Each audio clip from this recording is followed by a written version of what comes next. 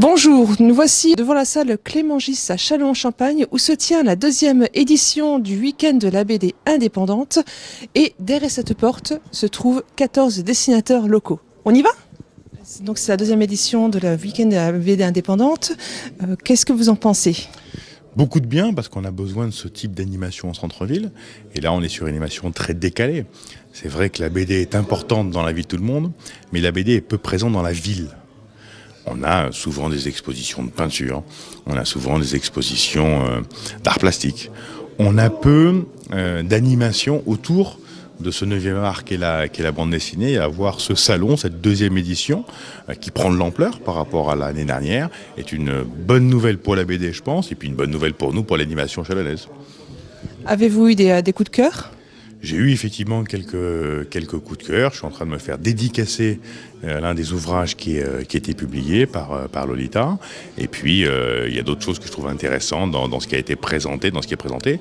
Et j'ai notamment vu aussi une chose qui m'a vraiment marqué, c'est qu'il y a un éditeur de BD dans la Marne, qui est à Cézanne, qui est présent sur les stands aujourd'hui.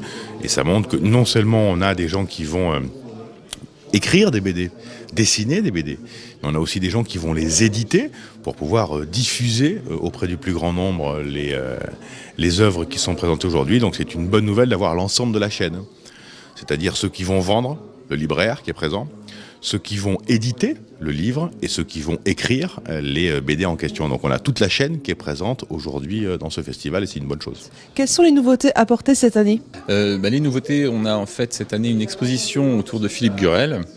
Donc Philippe Gurel est un auteur en fait qui est à la fois indépendant mais qui travaille aussi pour une maison d'édition qui s'appelle Bambou. Donc une maison d'édition à Dijon qui est donc en fait diffusée au niveau national. Et donc il est un passionné de moto. Donc c'est pour ça qu'on a réalisé une exposition là où on se trouve autour de son œuvre. La deuxième nouveauté, c'est d'avoir un atelier aquarelle, en fait, qui se déroule actuellement autour des enfants, où là, Cyril Gérard leur apprend des petites techniques pour justement apprendre à maîtriser l'aquarelle. Et puis aussi, une nouveauté, mais un peu plus au niveau communication, c'est que cette année, on a tous les auteurs de bande dessinée qui sont présents sur le salon, qui ont leurs dessins donc affichés sur la collégiale de l'église Notre-Dame. Donc ça, c'est un gros plus au niveau communication. Et au niveau communication, on a beaucoup plus de médias effectivement autour de nous cette année pour annoncer l'événement. Est-ce que vous avez déjà un peu une idée de ce qui se passera pour l'année prochaine, pour la prochaine édition ? Oh non, on essaie de vivre le moment présent, c'est déjà tellement jouissif. On verra après parce qu'il faut être humble. Au moment où je parle, on est samedi, on est sur un succès pour l'instant. Peut-être que demain, ce sera moins bien, on verra, il faut être humble.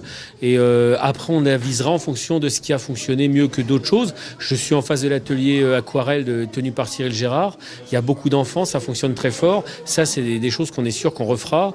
On a les auteurs qui sont très entourés par le public. On sait que ça fonctionne. Il faut voir comment on peut à chaque fois faire la même chose en la faisant évoluer pour que les gens soient toujours intéressés pour venir.